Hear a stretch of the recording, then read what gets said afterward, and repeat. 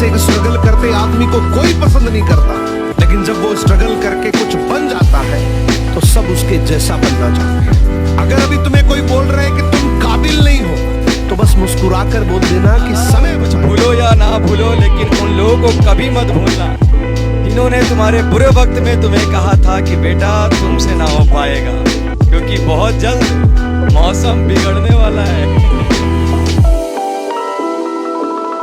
आलस तुम्हारी मेहनत को मार देगा, तुम्हारा गुस्सा तुम्हारी शांति को मार देगा, तुम्हारा डर तुम्हारे सपनों को मार देगा, तुम्हारा डाउट तुम्हारे कॉन्फिडेंस को मार देगा, और तुम्हारा ईगो तुम्हारी ग्रोथ को मार देगा। अब इसे उल्टा सुनो, तुम्हारी मेहनत तुम्हारे आलस को मार देगी, तुम्हारी शांति तुम्हारे गुस्से को मार देगी, तुम्हारे सपने तुम्हारे डर को मार देंगे, तुम्हारा कॉन्फिडेंस तुम्हारे डाउट को मार देगा, और तुम्हारी ग्रोथ तुम्हारे ईगो को मार देगी। कहने का मतलब है कि इस मार्केट में नेगेटिविटी और पॉजिटिविटी दोनों एक ही भाव में मिलती है, लेकिन ये पूरी तरह से हमारे ऊपर डिपेंड करता है कि हम नेगेटिविटी को अपनाते हैं या पॉजिटिविटी को।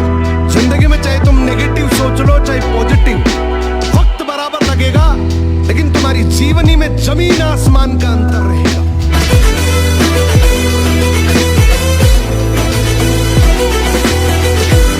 कोई काम नहीं है जो तू खुद नहीं कर सकता, तेनू किसी की मदद की जरूरत नहीं है। जे वाहिगुरु ने सबनू एक जैसा बनाना होता तो फिर इतने सारे अलग अलग बंदे बनाता क्यों?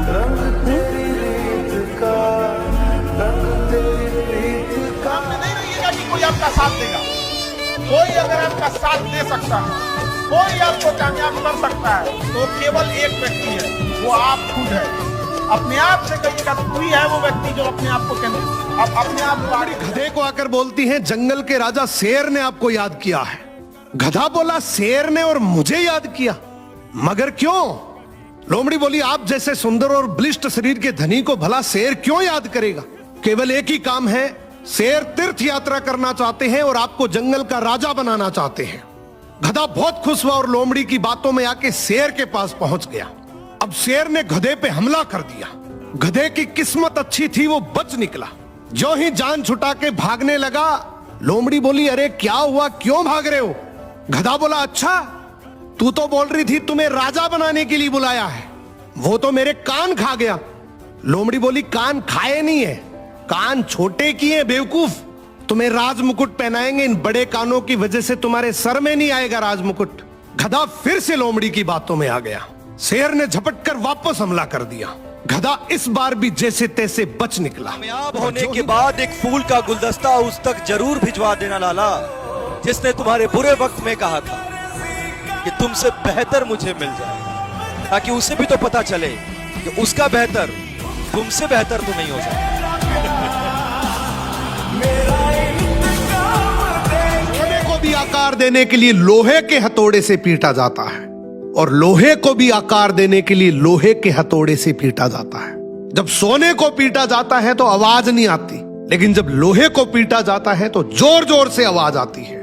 इसी बात पर एक बार सोने ने लोहे से पूछा, भाई मुझे भी लोहे के हथौड़े से पीटा जाता है और तुझे भी लोहे के हथौड़े से पीटा जाता है, मैं तो आवाज नहीं करता, लेकिन तू इतना चिल्लाता क्यों है? लोहे ने एक बहुत सुंदर जवाब दिया।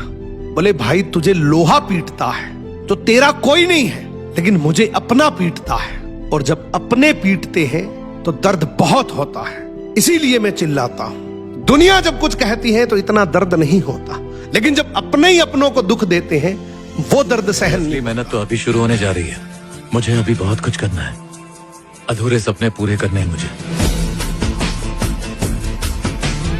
मंत्र जपो मैं भगवान, तुम धरती पर आओ, दुविधा भारी आन पड़ी है, आकर इसे मिटाओ, कि दर्श दिखाओ प्रभु, एक बार आओ प्रभु।